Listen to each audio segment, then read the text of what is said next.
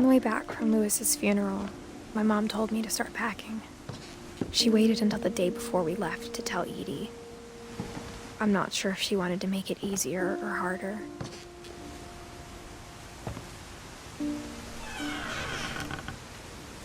I wish we'd stayed.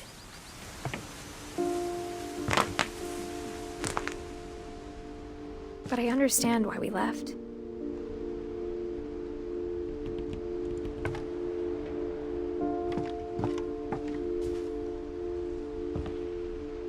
My mom ended up leaving everything behind.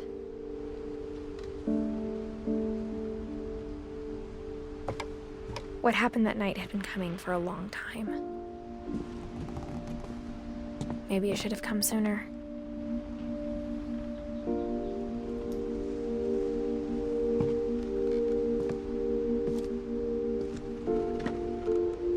But it had to end one way or another.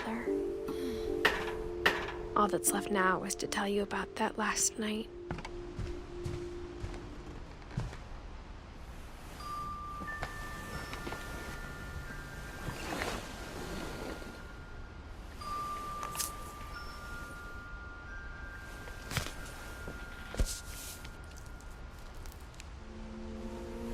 That whole last day, Edie just watched us pack and didn't say a word.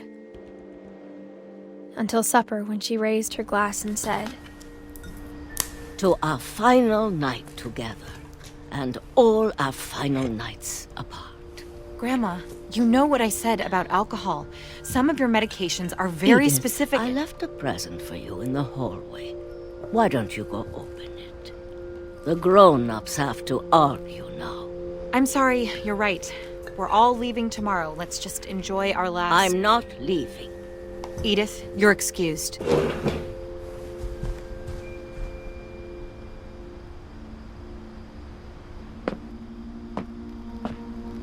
The power had been shut off that morning, but Edie always had plenty of candles. When my mom said the library, I don't think she knew about the other entrance.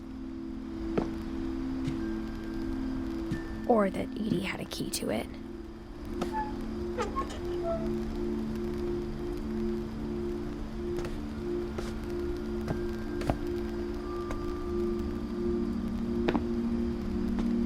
That thing you're afraid of isn't going to end when you leave the house.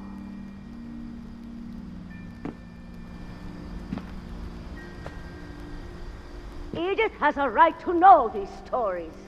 My children are dead because of your stories. I think it's best if Edith and I leave tonight.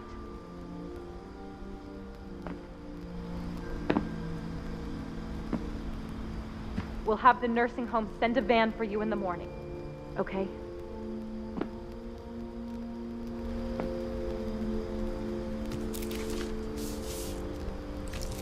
Dear Edith, there's so many stories I wish I could tell you. But there's only time for one. This is about what happened on the night you were born. That night, the tide went way, way out. It was the first and last time I ever saw the old house aground. There'd been an earthquake out in the middle of the ocean. They called it the lowest tide in 1,000 years. God, it smelled awful. You know, I've seen that house every day of my life.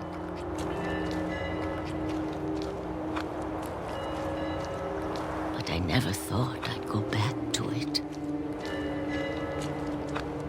When the fog rolled in, I lost my way.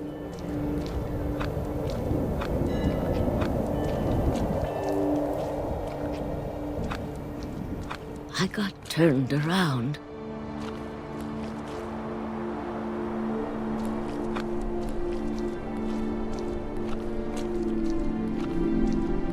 I started seeing things.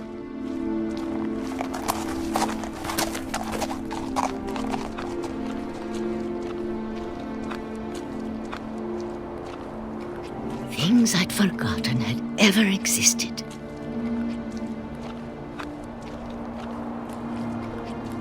But when I saw them, they felt like old friends. That night, a lot of things came back to me. Or maybe I came back to them.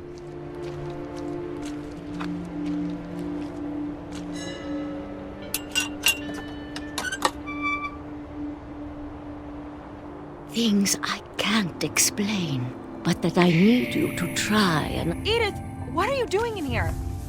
It's mine. Edith! Mom, you're gonna rip it! Let go!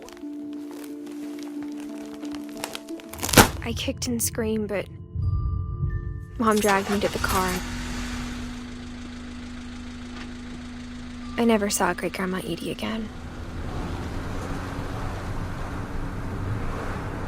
The next morning, the van came to pick her up, but she was already gone. After that, we moved around a lot.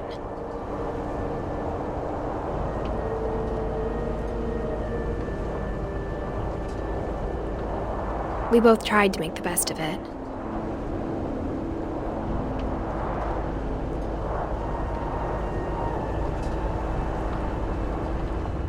A few years went by.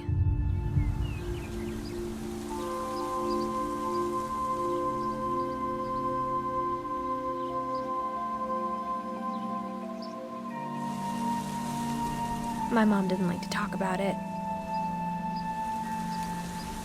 but she started getting sick a lot. The rest happened pretty quickly.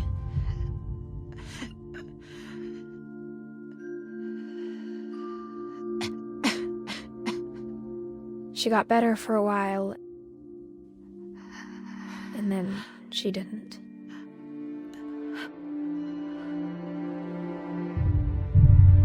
And then I was alone.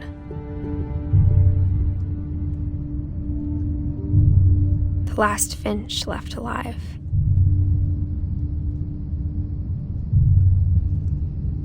Until I found out about you. I'm still not sure what to tell you about all this. If we lived forever, maybe we'd have time to understand things. But as it is, I think the best we can do is try to open our eyes and appreciate how strange and brief all of this is. This journal was supposed to be for you. But now I hope you'll never see it. I just want to meet you and tell you all these stories myself. But I guess if you're reading this now, things didn't work out that way.